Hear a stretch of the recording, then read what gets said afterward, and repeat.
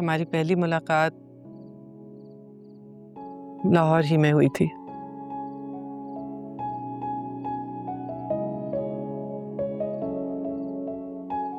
बरसती बारिश में वो अचानक मुलाकात।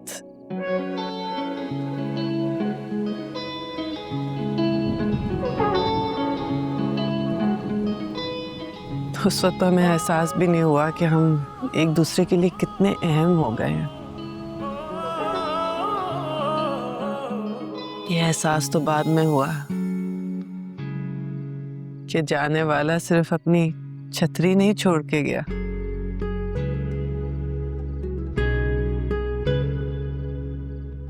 बल्कि जैसे साथ ही नत्थी हो गया।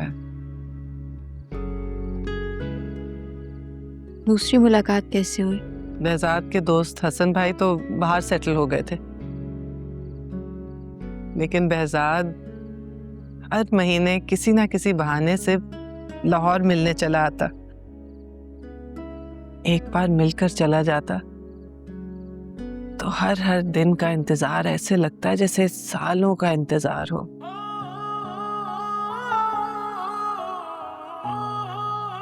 बाबा उस वक्त जिंदा थे, लेकिन फालिज की वजह से बिस्तर पर थे।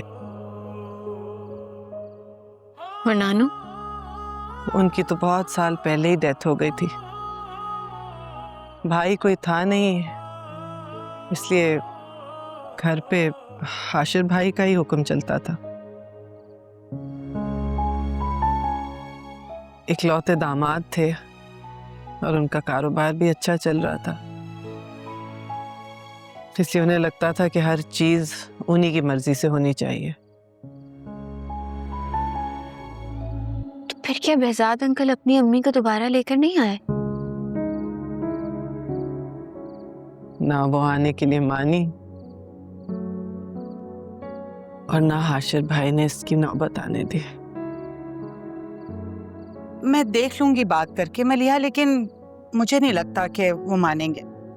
क्यों मुमकिन नहीं है आपी? मोहब्बत करते हैं हम दोनों एक दूसरे से।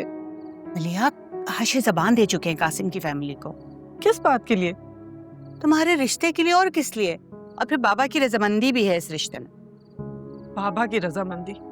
हाशिर भाई ने आज तक उनकी किसी चीज पे राय तक ली है?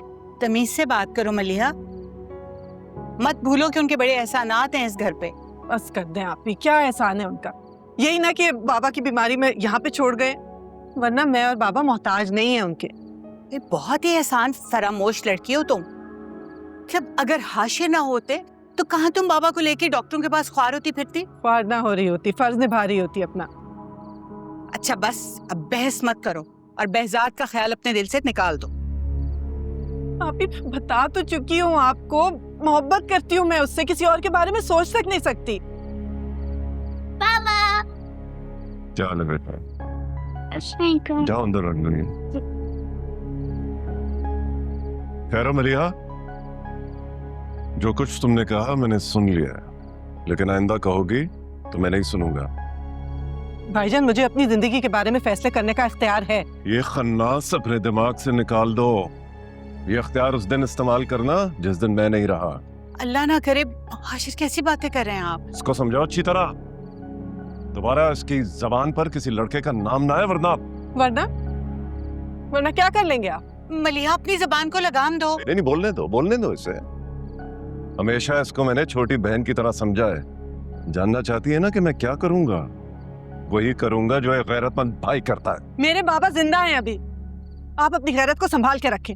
जिस बाप का इतना मान है ना तुम्हें, वो बेचारा तो तुम्हारी जबान से एक अजनबी लड़के का नाम सुनता ही वैसे ही जिंदा दरगोर हो जाएगा। उनके नसीब में जितनी सांसें हैं लेने दो।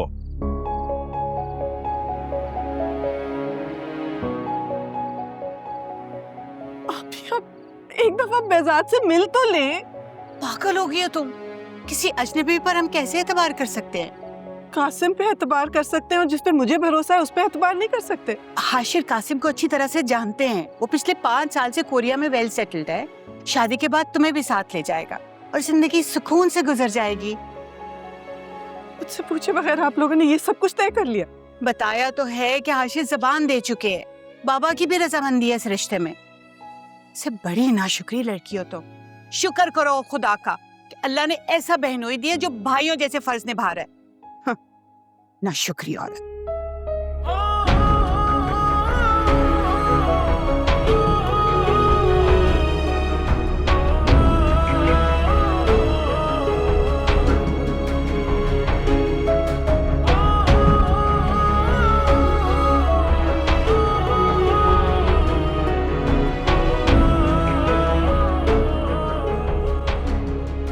और फिर हाशिर भाई ने इसको अपनी अना का मसला बना लिया। मैंने हर मुमकिन कोशिश की कि उनको किसी तरह कायल कर लूं, लेकिन वो हमेशा से ऐसे ही हैं, खुद सर और अपनी जिद के पक्के। नाना ने भी आपकी बात नहीं सुनी। उनकी तो हालत ही ऐसी नहीं थी कि वो किसी की बात सुन सकते। मैं भी इसी इंतजार में रही कि उनकी कुछ तबीयत संभले तो मैं उनसे बात करूं, लेकिन इसका मौका ही नहीं आया और वो हमें छोड़ के चले गए।